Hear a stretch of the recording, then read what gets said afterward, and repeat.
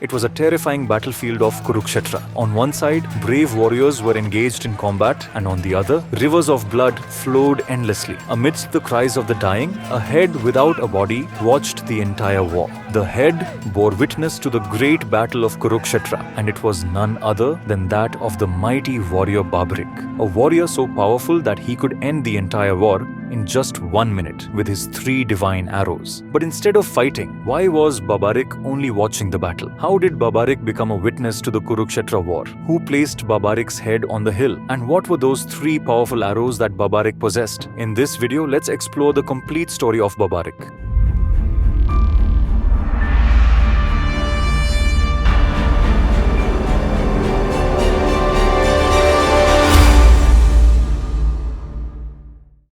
Barbarik, the son of Ghatotkacha and Morvi. Before we delve into Barbarik's story, let's first learn about his father, Ghatotkacha. Ghatotkacha was the son of Bhima, one of the Pandavas. During the Pandavas' exile, after escaping the burning of the Lakshagriha, house of luck, Bhima led his mother Kunti and his brothers to a safe place. While there, a demoness named Hidimbi, drawn by the scent of humans, approached to devour them. However, upon seeing Bhima, she was captivated and desired to marry him. With the blessings of Kunti and Yudhishthira, Bhima married Hidimbi. From this union, Ghatotkacha was born. Later, Ghatotkacha married Morvi, a devoted follower of Lord Krishna. From their union was born Barbarik, who too was a Pandava by blood. The past life of Barbarik. In his previous life, Barbarik was a Yaksha, a celestial being. When unrighteousness grew on earth, the gods, along with Lord Brahma, approached Lord Vishnu to seek his intervention. Lord Vishnu assured them that he would soon incarnate as a human to eliminate the evil forces. Upon hearing this, the proud Yaksha arrogantly declared, "Why would Lord Vishnu need to incarnate as a human for such a small task? I alone am enough to eliminate the evil forces." Angered by his arrogance, Lord Brahma cursed the Yaksha, saying, "When a great war between righteousness and unrighteousness takes place, you shall be the first to be sacrificed." This curse led to the Yaksha being reborn as Barbarik.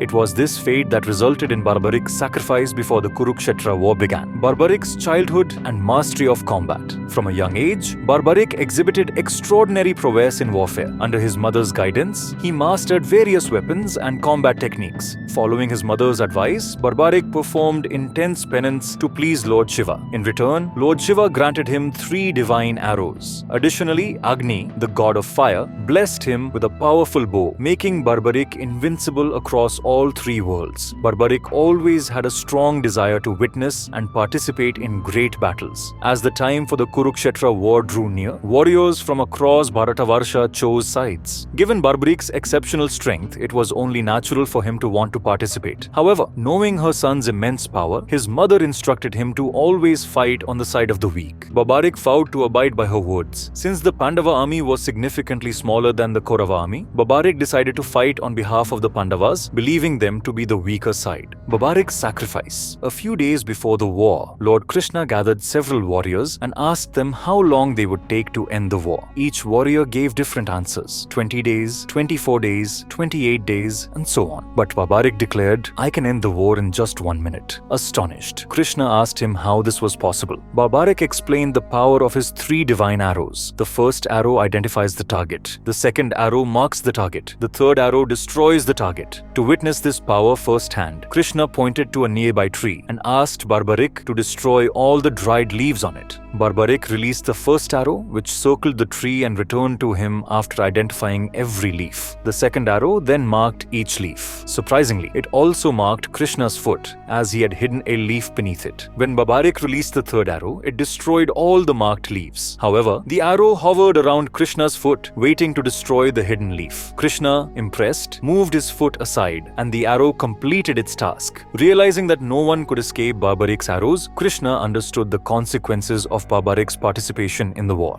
Krishna then explained to Barbarik that his vow to fight on the weaker side would cause a never-ending loop. Every time Barbarik fought for the weaker side, it would become stronger. In the end, he alone would remain on the battlefield, with no one left to oppose him. To prevent this catastrophic outcome, Krishna approached Barbarik in the guise of a Brahmin and requested a donation. True to his word, Barbarik promised to give anything the Brahmin desired. Krishna then revealed his true form and asked for Barbarik's head. Though shocked, Barbarik agreed to fulfill the divine request. However, he expressed one final wish: to witness the entire Kurukshetra war. Moved by Barbarik's devotion, Krishna placed his severed head on a hill overlooking the battlefield, allowing him to witness the war as an eternal spectator. After the war, Barbarik's testimony. After the war concluded, the victorious Pandavas wondered who had fought most valiantly. To resolve the debate, they sought the testimony of Barbarik's head. Barbarik declared, "I witnessed a divine chakra moving across the battlefield, annihilating all unrighteous forces.